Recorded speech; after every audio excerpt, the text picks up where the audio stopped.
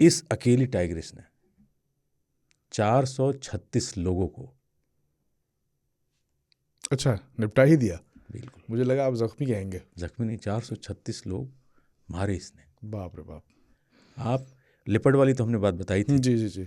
किसी टाइगर ने, रुद्रप्रयाग वाले की। हाँ रुद्रप्रयाग, मैनोटोर रुद्रप्रयाग वो लिपट था, जी। ये टाइग्रिस थे ओके। चंपावत की।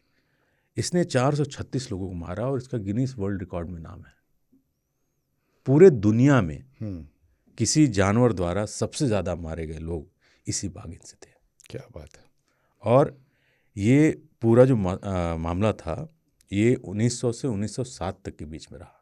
मतलब 7 साल उस इलाके में जो दहशत, जो खौफ, मतलब सोच ही नहीं सकते। और उसकी ताकत क्या होगी सोचिए। उसकी ताकत, उसकी चालाकी, शातिर। तो इसमें बहुत सारे एंगल हैं जो आपको मेरे ख्याल से अब तक सबसे हाईएस्ट नंबर ऑफ वर्ल्ड में पीपल यही सबसे होंगे। ज़्यादा, वर्ल्ड में, पूरे दुनिया अच्छा में। पूरी दुनिया में। और ये नेपाल से इंडिया आई थी। अच्छा। तो इसमें कई सारी आमतौर पे लोग मारने के बाद नेपाल भाग जाते हैं। नहीं नहीं, ये तो इस कहानी का ये मतलब थोड़ा सा हमने क्या बोला जाए, हेडिंग बताया अभी। अब कहानी की तरफ बढ़ते हैं। तो उस जमाने में हंटिंग अलाउड हुआ करती थी, मतलब शिकार आप कर सकते थे। जिम कॉर्बेट साहब उत्तराखंड के मलानी एक जगह थी, वहाँ पे अपने दोस्त एडी के साथ शिकार पे थे।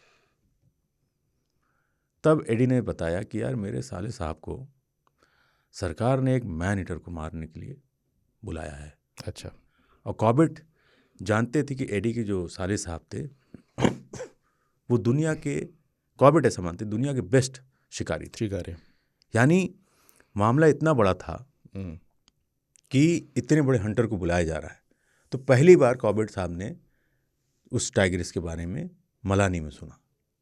अच्छा। हाँ, और मतलब इतने साल हो गए थे और बाघ बचता रहा, तो उस वजह से कॉर्बेट साहब बताते हैं कि 4 साल के बाद वो जब नैनीताल गए तो सरकार जो थी उस समय अंग्रेज़ों का राज चलता था हालांकि, तो बहुत परेशान थी, हलचल थी पूरी तरफ कि भाई ये जो मामला है ये क्या है पूरा।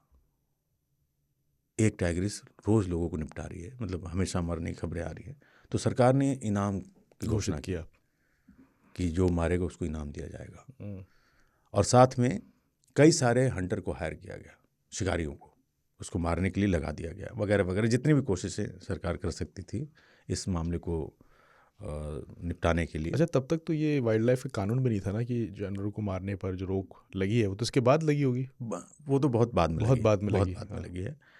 तो लगातार नंबर बढ़ रहे थे कुमाऊं रीजन में। इतना खौफ कि मतलब जिस इलाके में उसके होने की खबर होती थी लोग घरों में अपने आप को बंद कर लेते थे, उसका खौफ कि भैया इस इलाके में है। ये एक बाघिन थी सिर्फ जो कि नेपाल से आई थी, और इसने नेपाल में 200 लोगों को मारा था।